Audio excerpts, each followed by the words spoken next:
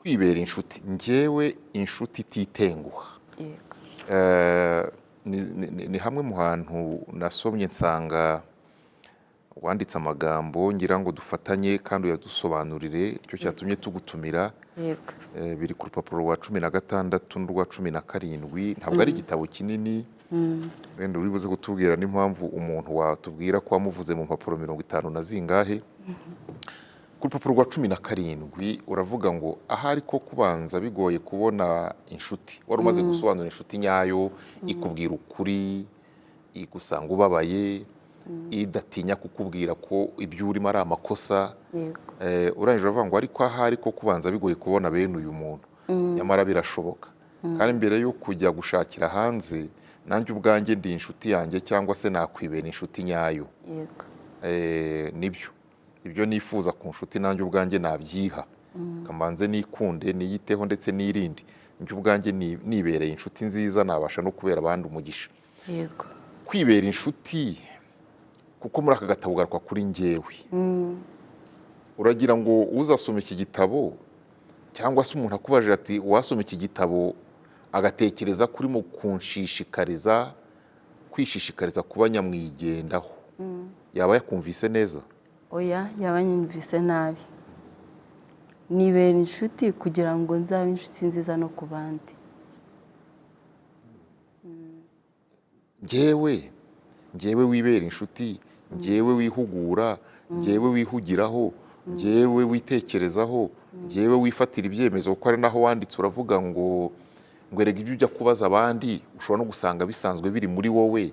yego Niho natekereje ntariko aho nturimo kutwibutsa ko dukwiye kuba abanyamwigendaho, tukabanza tukiyubaka, tukiyubaha, tukiha, tukigenera, tukihugura, tukicyaha, tukiburanya, tukitsinda, tukifunga. Ubwo si ngewe, byose birazenguruka kuri ngewe. Abandi bari abandi aho bari no mu mapaji hanyuma ariho, kuko muri njye aho nakura umuti wakiza abandi cyangwa se no mu cyizere cy'ahazaza. Aha uyu ngewe navuze na mbere twanabivuzeho, ntabwo ari ya ntare ngewe kuvuga ngo wirebeho gutyo gusa, kuko burya nikunda nzakunda n'unkomokaho. Nk'uko hari abavuga ko igihugu cyubakiye ku muryango n'umuryango wubakiye ku muntu umwe, nikunze nakunda umufasha wanjye, nakunda abana banjye. Nibereye inshuti, aho inshuti navuze niyirinda, iyikunda, iyiyitaho, iruhuka, iyigaburira neza, iyicyaha, itishyira hejuru, yishakira imico myiza. Mu mico myiza rero nta nubwo harimo kwikubira cyangwa kugira ubugugu cyangwa se kwirebaho gusa. Oya, mu mico myiza harimo no kuba mwiza ku bandi.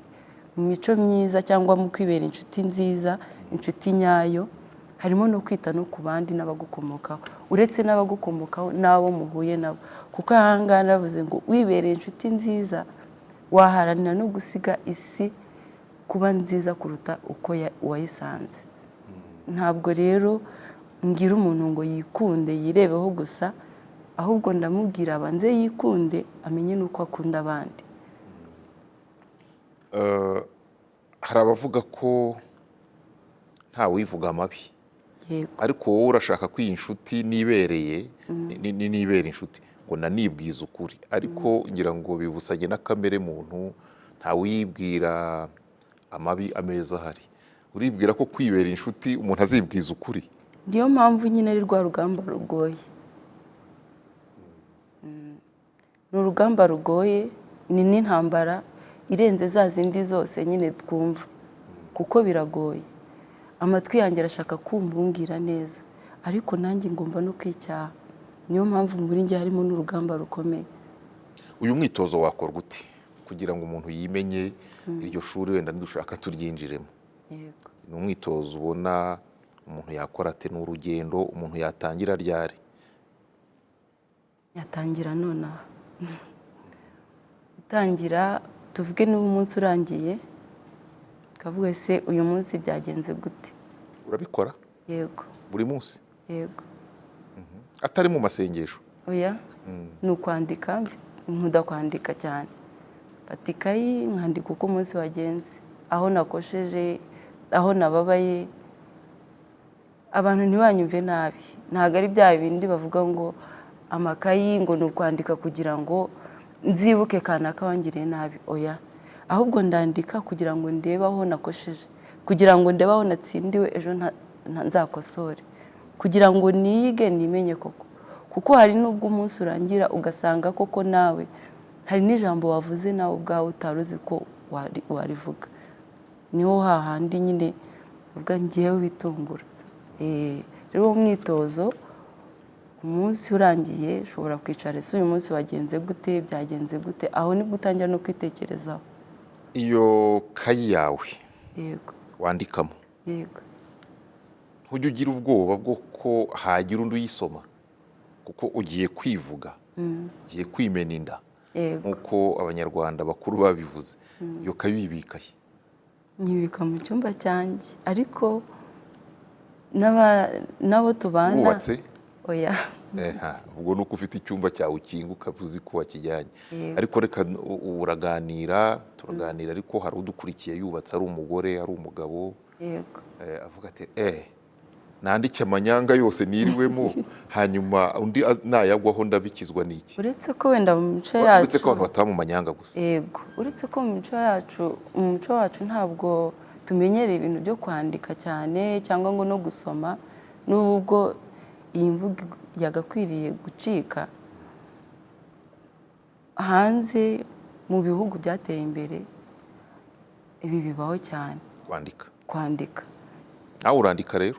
Nanjye ndandika. Uzi ko hari abantu bandika n'ibintu akabyandika nyine nk'uko wihaye iryo hame, ariko ejo yabireba ati akabica. Nanjye ndabica. Nawe urabica? Ubicira iki rero? Rimwe na rimwe byagenze bite? Ibyo ubika n'ibimeze bite? Hari ubwo wenda ngera nko mu bintu bingoye cyangwa byambabaje, nkasanga wenda nasubiramo bikansubiza muri ka gahinda nari ndimo, kandi wenda nk'uwambabaje cyangwa ibyo bintu wenda byararangiye.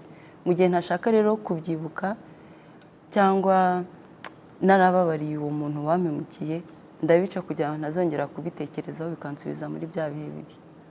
Yego. Ngewe izingiro ry'umunezero wanjye, mu gitabo cyaravuga ngo wimenye wakwikunda, bityo ukikundisha n'abandi bakagukunda.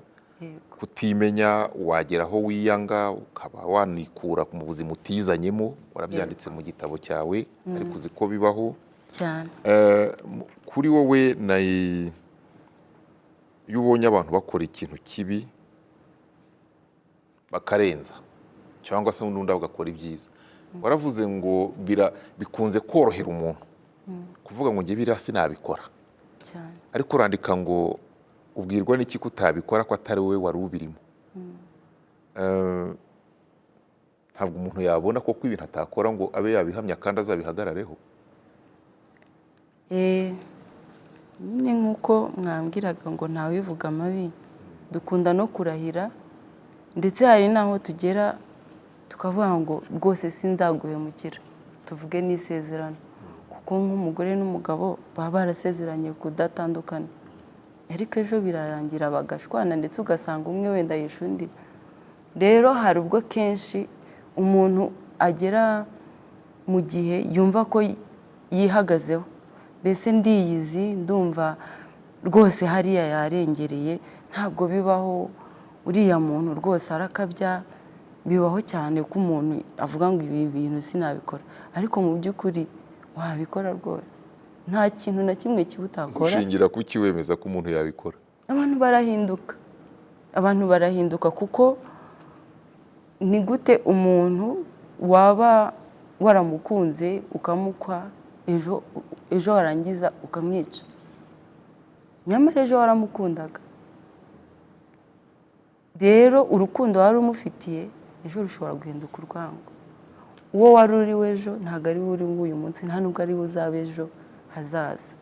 Umuntu rero arahinduka, utiyize ngo umenye kuri no mu ishuri, ngo urinde amanota yawe ya buri munsi, rwose bya bindi wavugaga ko uyu munsi watsinze, ejo nibyo byagutsinda.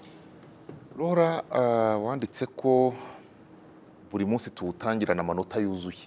yego uzi ko hari umuntu uryama arakaye akabyuka akirakaye uwo muntu amanota yaruzuye.